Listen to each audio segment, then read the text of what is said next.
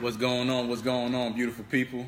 Hey, what's going on, everybody? It's been a while, Dex. It's been a while since the last time we went live together, man. I don't know how long it's been. How long it's been?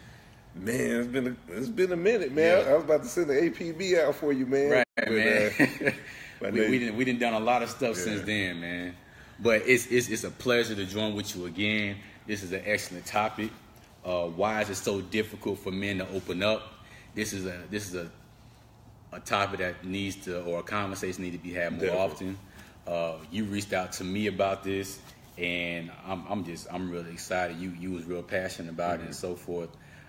So this is the topic. Why is it so difficult for men to open up? And we're gonna try to go as deep as possible. We're gonna try to have fun with it, and we want everyone else to join in, share the video. Just if you got some comments, please drop the comments below. Any questions, any concerns, whatever the case may be. Please join us. Please share the video. But my name is Dominique. If you don't know who I am, I'm the founder of Ace Ambition, which is a youth platform that teaches young men how to create their own opportunity, how to monetize their ideas. And obviously, since I work with young men, this is a very important topic for me. But go ahead and introduce yourself to everybody. Well, I was about to say good afternoon, but it's now officially good evening. Hello, everybody. Dexter Peggins, CEO, founder of Kingdom Solutions Consulting. I am a life coach, life strategist, as well as an author and speaker. And so my passion is to help people discover their purpose, essentially. Exactly. At the end of the day, when you discover your purpose, I benefit. Humanity benefits from a person who is operating in their purpose.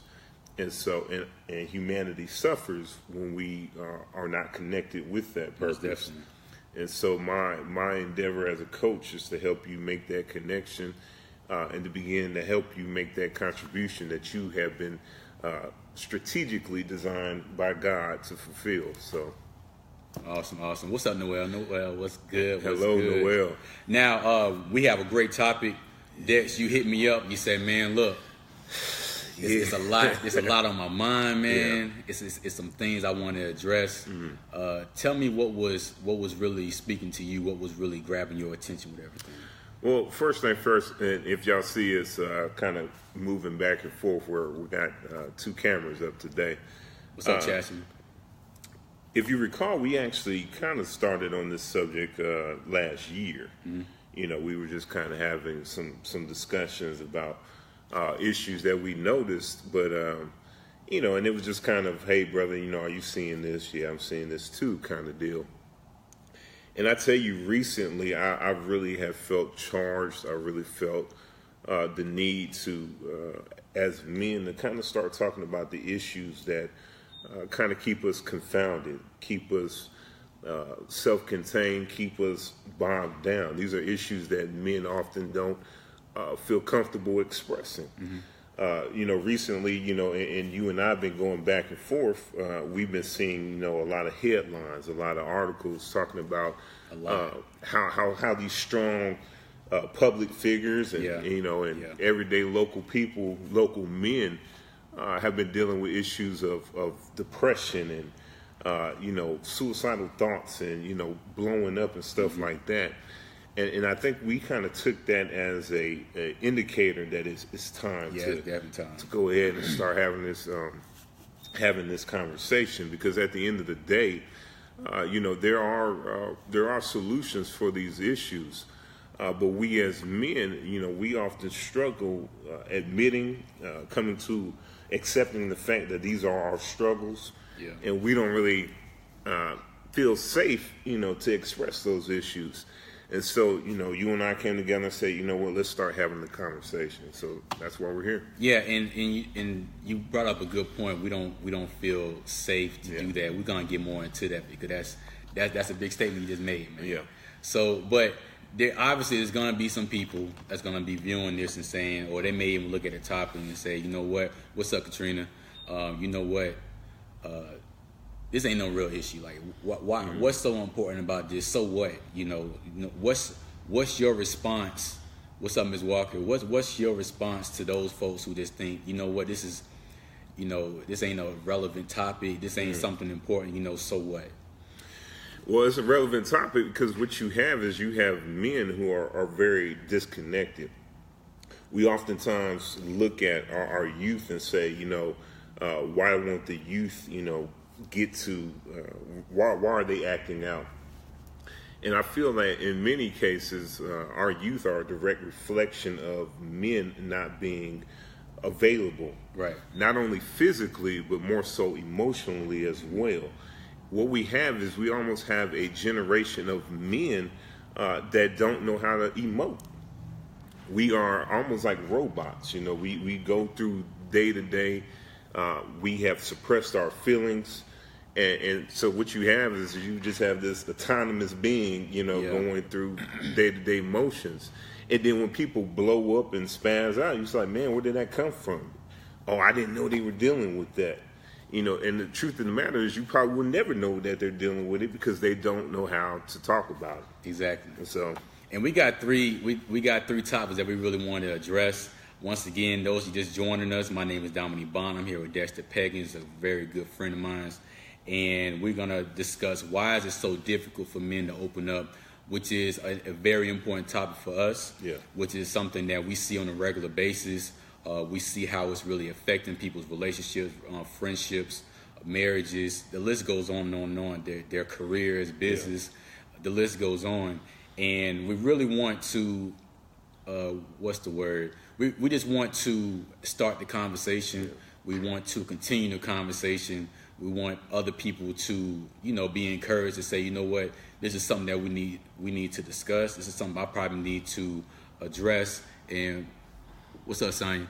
And we really want people to really get something from this. True. But when we was talking, one of the things that we really address is, how men tend to shut down, and how that's a learned behavior. So let's talk more about how men are shutting down, the reasons why they're shutting down, and how does that become a learned behavior for some men. Well, first thing first, when you look at adolescence, right? And I'm not laying this out as a broad brush for everybody. Of course, we all have our own unique experiences. Exactly. But the irony is that I know so many people with similar experiences. And so, when you look at a young boy, right, let's say they get hurt, maybe physically or emotionally, they want to cry or something like that. Oftentimes, the male figure in their life will tell them to man up or be tough or make the connection and say, stop acting like a girl, right? And so now you start to identify emotionalism with the other gender. And so because you want to be tough and you want to, it's even hard to say be tough as a child, but you're being programmed that emotions and feelings aren't natural to boys. Exactly. And so you end up growing up, even though you're feeling these emotions and you're going through these issues and situations, you have been trained from your youth to suppress it. Mm-hmm. Like, I can't show this because if I show this, now it becomes associated with weakness or I'm going to be called out of character. Mm-hmm. And so that's one of the ways that ultimately we're programming our boys, our young men, to be separated and be detached from their emotions. Yeah. And another thing with learned behavior, shutting down is one example of a learned behavior. But another thing is we're not taught how to identify our emotions and how to how can I put it, how to kind of embrace our emotions as well. So when we're really feeling something, we just don't know how to verbalize it as well. So we don't know how to identify it. We're not going to know how to verbalize it, which in turn is going to affect the way we communicate with each other. Exactly. You get what I'm saying? Exactly. So now, since it's so difficult for us to verbalize first of all, identify what we're feeling, and then being able to verbalize what we're feeling or what we're emotionally going through, now it's going to really affect how we connect with other people on any social level. And that's going to really get in the way. That's going to become a barrier to a lot of people. Now, Now when it come down to conflicts, now we're not able to handle conflicts because we're not able just to sit down and just to express, okay, this is what I'm feeling and this is why I'm feeling it. So now we really understand, okay, this is what I'm feeling, this is why I'm feeling it.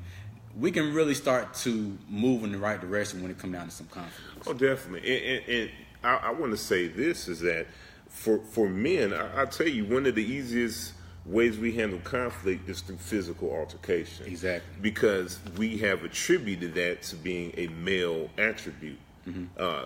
Aggression is always applauded, with men. And so physically, we can handle our conflict that way. But it's interesting that you brought up the point about the emotional and being able to express that. Before I moved back here to Georgia, I worked as a chaplain in Kentucky, and I think I may have shared this with you, but and I tell people all the time, that was the hardest job that I've ever had, working as a hospital chaplain. It wasn't physically demanding, but it was emotionally demanding. And once a week, all the chaplains, we would get together and we would do this exercise called checking in. And checking in, they would say, well, tell us how you feel. And you have to use a feeling word. And I would struggle with that. They would say, Dexter, how do you feel? And I'd be like, well, I'm cool. Well, Dexter, that's not a feeling word. Well, Dexter, how do you feel? I'm okay. Dexter, that's not a feeling word. And the reality was that I didn't have any feeling. I didn't know how to express joy. I didn't know how to say, I feel elated or excited or I feel joy. Now, if I was mad, I knew how to express that because, there's a direct connection between aggression and anger. I know how to articulate that. But, when I felt good or when I felt maybe sad, I didn't know how to use those words because those words really didn't exist in me. And if they did exist in me, I didn't know how to articulate it for myself. And so, the irony is that I know that I'm not unique in that aspect because I know so many men who've expressed it to me that it's hard for me to open up. They say, I'm cool or I'm mad or I'm okay. Okay is, like I said, is not a feeling word. Being cool is not a feeling word. That's an attitude. It doesn't really describe anything. Exactly. And so we have a generation of men who feel other things than cool or okay. It's just that we have not had the example or the model before us of what it looks like for men to express it. Yeah, and two other things. We're going to move on to the next topic soon. And those of you just joining us, appreciate you all for joining. What's up, Johnny? What's up, Valencia? Two things that really affect us in big ways that I don't remember too many people really sitting down and really teaching me how to handle this, but is shame and guilt. That really hits us hard. You get what I'm saying? And anything that really hits our ego very hard, that's gonna cause it to shut down. You know what I'm saying? Because that is something about that guilt and that in that shame that now we feel less than. Now we feel like, okay, I'm not capable. Now we feel like, oh man, that's a weak spot. That's showing. You know what I'm saying? So now it's all like, you know what? I can't. This is overwhelming. I can't handle this. Let me just go ahead and go somewhere else. And I love that because that's another way that we actually train our young men, even in the area of discipline. When you do something wrong and you isolate them, what that tells them is that they have to fix it for themselves. And by the time they return, they're supposed to have resolved it. And so when we feel guilt or shame as men, our normal tendency, once again, is to shut down. We isolate ourselves and we tell ourselves, we'll fix it. We'll fix it for ourselves. And so, on any given day, pretty much every man that you bump into may be feeling, guilt or shame and walking around with the mindset that, I got to hide away. I got to fix it for myself, which is a sad indictment about our ability to connect, because a human connection, a societal connection, and when I talk about community, I'm talking about family. We're talking about the ability to restore one another. Right. You know, you should never be dealing with shame by yourself, essentially. What's up, Tracy? Mike said, I think most of the time women catch us when we are thinking of something else. We are caught off guard. Hey, Mike, that's a good point, but I want us to stay focused because right now this is really putting majority of the focus on us as men. What do we have control over? So even if we are caught off guard, there's still things that we can control when it comes down to our emotions and so forth and how we respond to certain situations. But I mean, that is a good point. I mean, sometimes whatever it is that you're going through, you know, you may be caught off guard, and at that current moment, you may not know how to deal with that. But there's still a right way and a wrong way to handle the situation, you know. But let's move on to our next topic. And those of you just joining us, please share. We really want more people to be involved. This is the focus is on men. It ain't on women. This is just on us, what we got control over. So the next topic is our image when it comes down to masculinity. Yeah, that's right. You know, our whole understanding when it comes down to masculinity, and this is something that that we feel a lot of pressure from society and so forth, and other areas and so forth. Let's talk more about, you know, expressing our emotions and how we think that affects our image when it comes down to masculinity.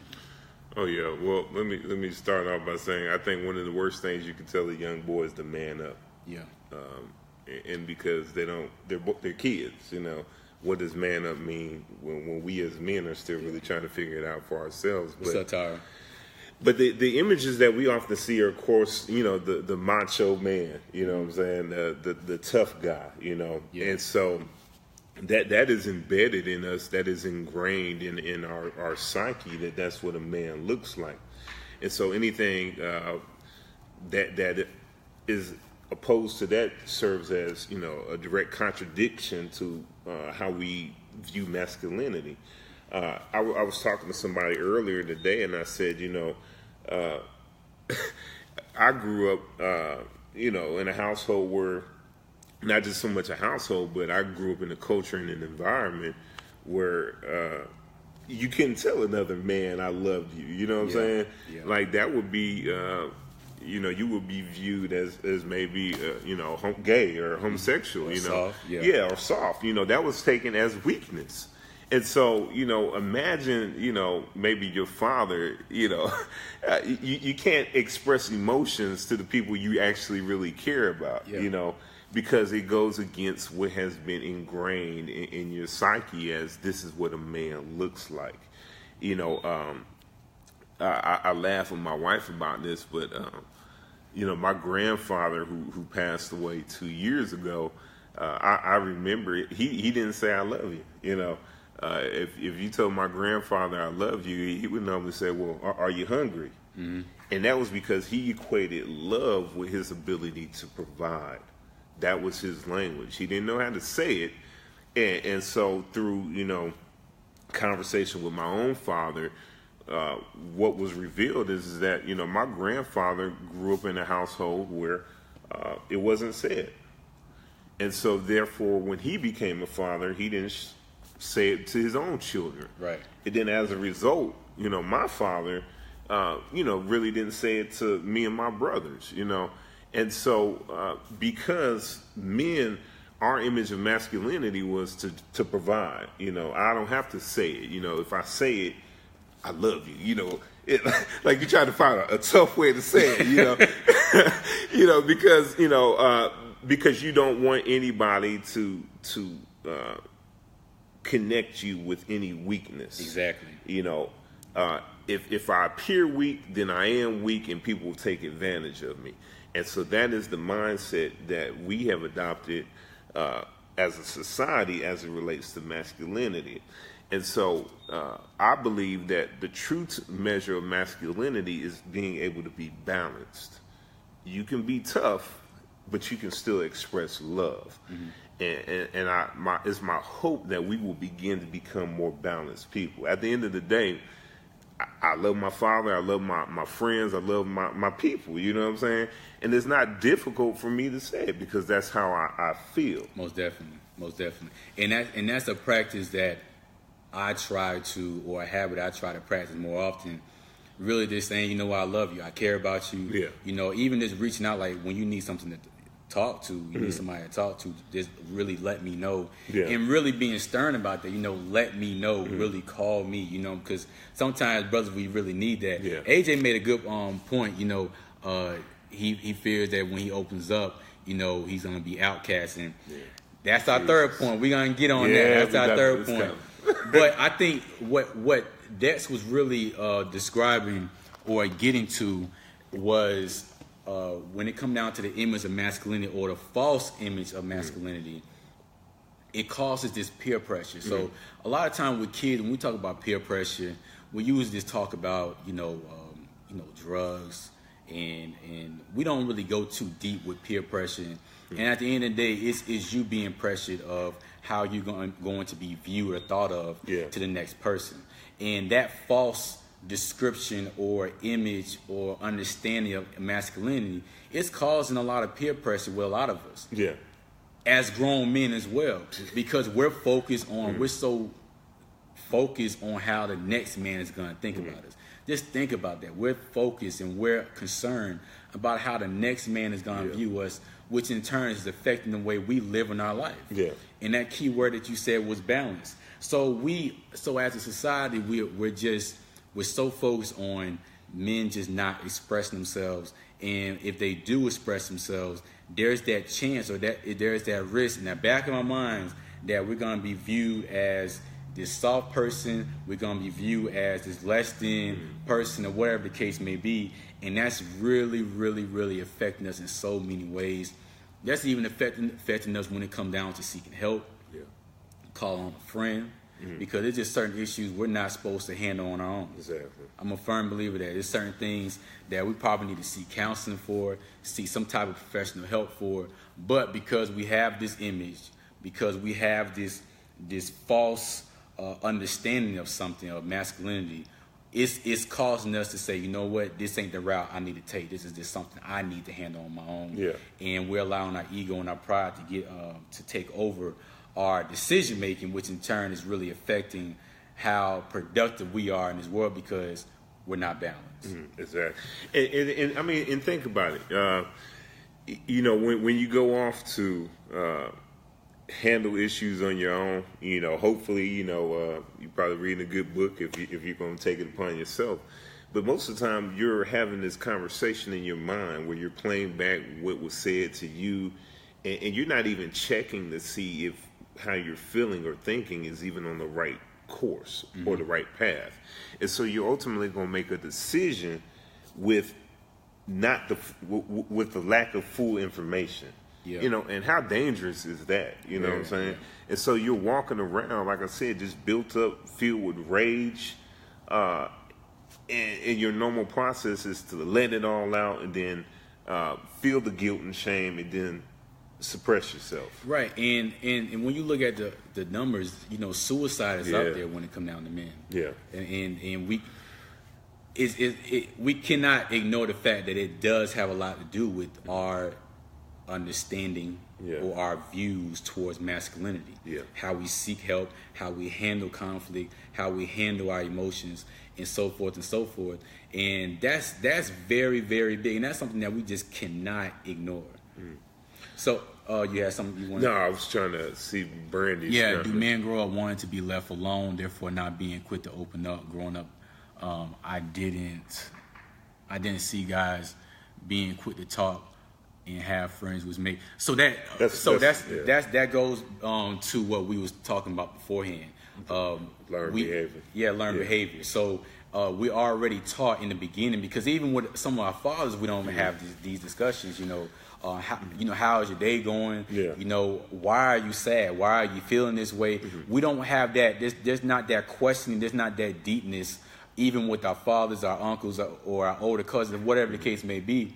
So if we're not around that, there's a good chance we're not going to have those type of discussions with our friends. You get what I'm saying? So even I don't remember having too many of those discussions, you know, growing up in middle school, in high school. You know what I'm saying? Really having those deep conversations, like, bruh, like, what's really going on with you? You know, and so forth. And the weird thing is like it's almost treated as a rite of passage for men to be like, well, he'll figure it out.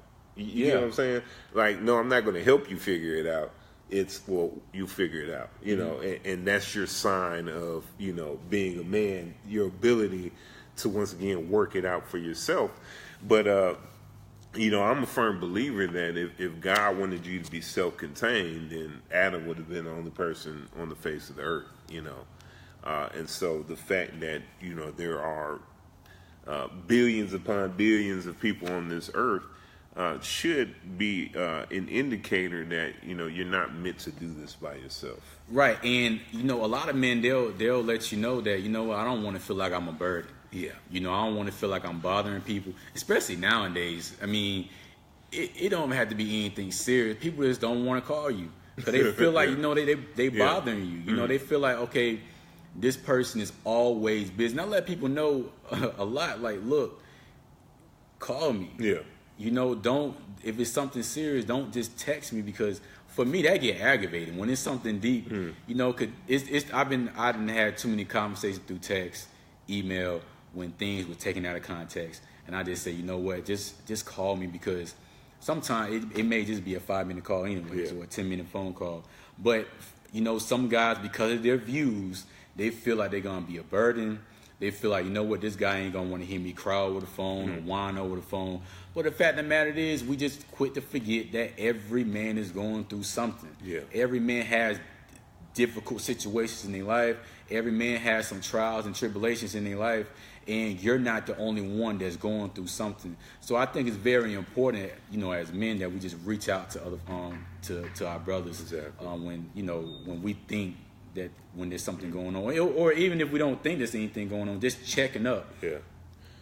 Yeah, I mean, you know, and I told you I appreciated you doing that. You know, I think you know, we had just got really busy these last couple months, but you know, even the other in a good way. Yeah, in a good way. Yeah, life is good. But even when you text and said, "Hey, man, just wanted to check in," you know, I feel like if I had an issue, that I would have been able to call you. But I said, man, I appreciate, man, you checking up. Point. Yeah, everything is cool. Just brother out here running. That's all. Yeah, you know? That's it. And like Tracy said, everybody just think you're busy. And to be honest, you know, most people ain't really that busy. Yeah. Most people really ain't that busy. Our third point, please share the video. Please join. Please invite. We just want people to join in on this conversation. Please share the video. Once again, my name is Dominique. I'm here with Dexter Peggins. All right, so the big thing is what AJ brought up. AJ was jumping the gun, man.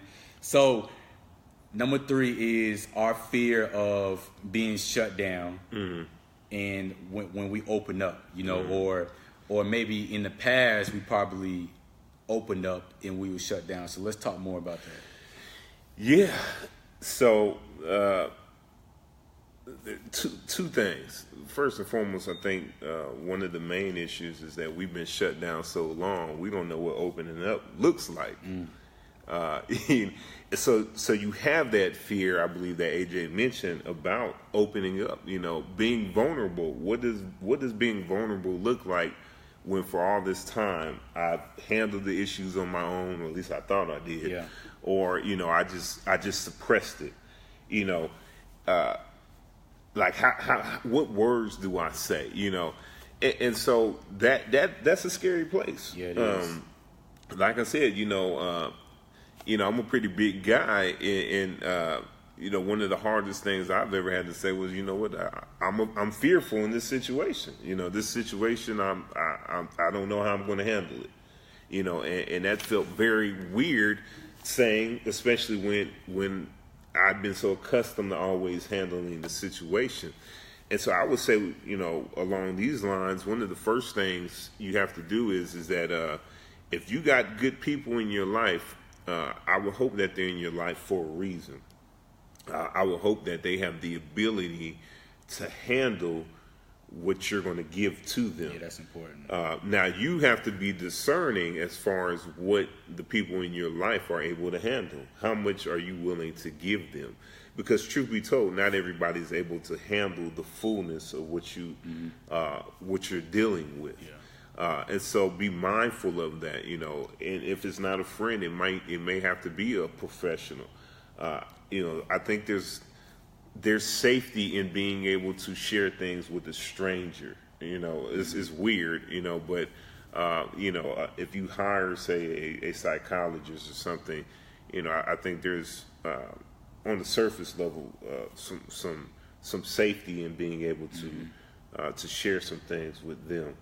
Yeah, and it's very important, especially when you're in a relationship with someone, to really understand, you know, their childhood, and their childhood makes, you know, it answers a lot of questions, you know, because everyone was not encouraged to speak up. True. Everyone wasn't encouraged to express themselves.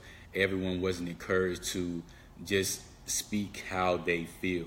And when you just grew up with that, within that environment, that's gonna really, you're gonna continue on with that habit and just saying, you know what, no one really want to hear what I got to say. No one really cares about how I feel. So what's the point of doing that? I think a good point that you brought up is just that risk of vulnerability. Yeah. And it's that chance, if we're vulnerable and we just tell where we're limited at, where we're weak at, someone can use that against me. You know, it's that chance that somebody can use that as like a knife to stab me in the back and so forth, or use that to make me feel even lower than I probably already feel. And you know what? Some of us have made some drastic mistakes with the people that we put ourselves around. You know, because that's a very big thing that I have to ask myself. With the people that I so-called, or I consider a friend, can I express myself to them? Can I say, hey, look, this is what I'm going through, and are they going to just shut me down? Are they going to say, you know, I'm too busy to be hearing all this. If it ain't about business, I ain't trying to hear it. You know what I'm saying? And we hear that in songs a lot, and I'm all like, man, this sounds so shallow.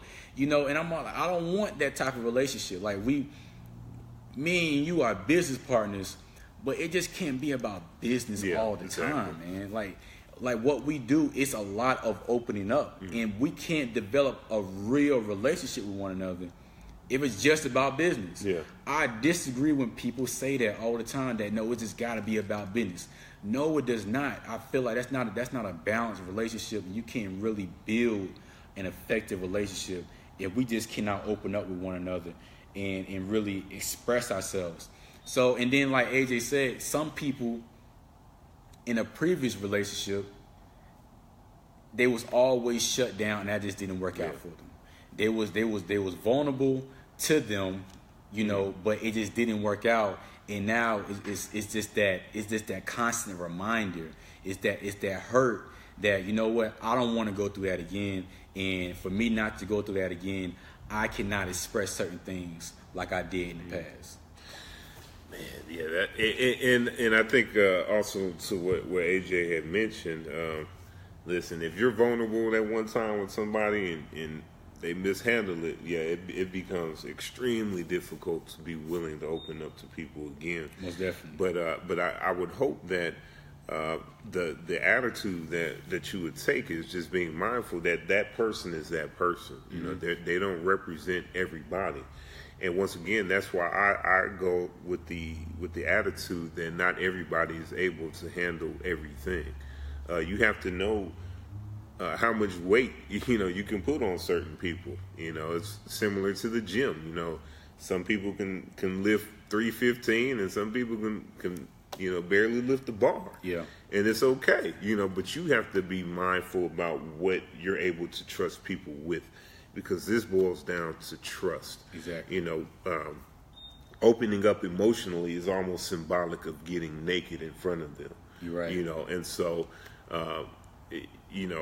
when you expose yourself to that degree, you know, you have to be sure that the people you're exposing yourself to won't take advantage of it. And if they do, just be mindful going in the future that. Once again, they don't represent everybody, but going forward, I won't trust you with it as much. Most definitely. And I agree with Chelsea. It's not healthy to keep all those emotions bottled up, because if you do, it's eventually that ball is gonna become full and it's just gonna come out the wrong way. But this is my thing, man. When you're able to, like we call, be vulnerable and express your emotions, really verbalize how you feel, I really do believe that shows a high level of social skills, communication skills, and I think that goes a long way with a few things. Number one, it just shows your intelligence. I mean, you have to be very smart to be able to verbalize how you feel and create that level of understanding for the next person. Number two, it really helps how you handle conflict and handling those conflicts and solving those conflicts. And number three, it really helps with being a problem solver, which I think one of the most important things when it comes down to being a man. You know, how well do you handle conflict? How well are you a problem solver? Because if you're not, that's going to affect you in a lot of ways. Because one thing for certain, you're gonna come across some problems and some conflicts. So that's very, very important when you're dealing with people. You know, how well do they handle those conflicts, and how well are they when it comes down to being a problem solver? And when I spoke about that exercise as a chaplain, I was 34, you know. So I was already in my 30s, you know, still not really able to emote, you know, which was very sad. And but that time really, it helped me to do two things. It helped me to, one, start to really identify the issues that I was dealing with. You know, anger is not always sadness. You know what I'm saying? Like, so when I was sad, I would call it being mad. Exactly. You know, yeah. Two totally different things. And so I had to understand that, no, you're not mad. What it is that you're hurt about this issue. Exactly. And so what that does is it helps you get free, because now you can explore what about that issue has you feeling that way.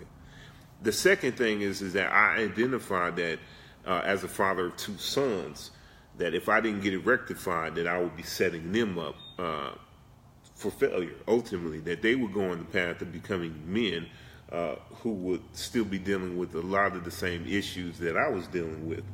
And I believe my responsibility as a father is to ensure that I win these fights now, so that my sons don't have to fight them later. Exactly, and they're learning from how you handle those situations as well. So, and that's one of the best ways your kids can learn, is by actually watching how you walk, watching how you express yourself, and so forth. Man, we can go on and on about this, man. And y'all giving some good feedback. Appreciate it, Monte. Appreciate it, Sonya. It's vital that we learn how to express our emotions without getting angry. And I think, and that's one thing a lot of women, man, y'all just gonna keep going, man. I'm gonna say this one little thing, man. Say it, man. Because y'all just gonna keep me going. But one of the biggest things that women get confused is anger. They think we're angry all the time, or we're just angry about certain situations. But like you said, we just have our own way of showing sadness. We have our own way of showing that hurt. And we have our own way of showing that depression as well. Yeah. You know, we just think of depression as you just moping around, but you can be lashing out as well. You can be showing that anger, which is another way of really showing that, you know, that depression or that sadness. So it's not always anger. We just have our own ways of really expressing that, just putting that out there and expressing that. But man, I love this topic, man. We got some other great topics, man. We do. Yeah, we got some more stuff coming in the pike. You know, I think we have committed to the task of really starting, like I said, to have this discussion.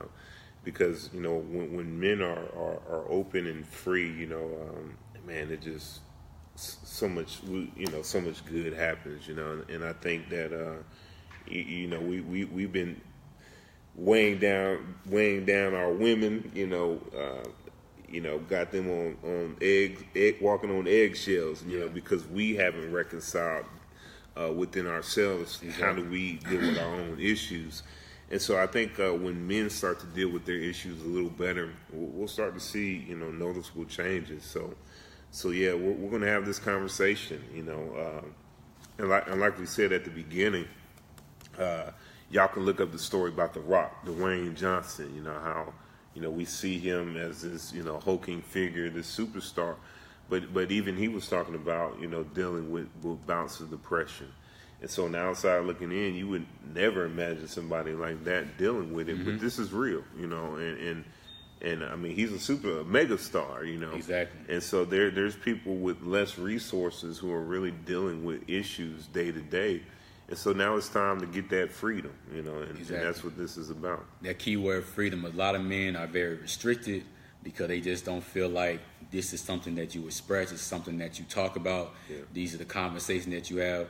And I think this is good for women to also see as well, to see how we talk about these things. Because some folks don't think we have these type of conversations, and we have them all the time.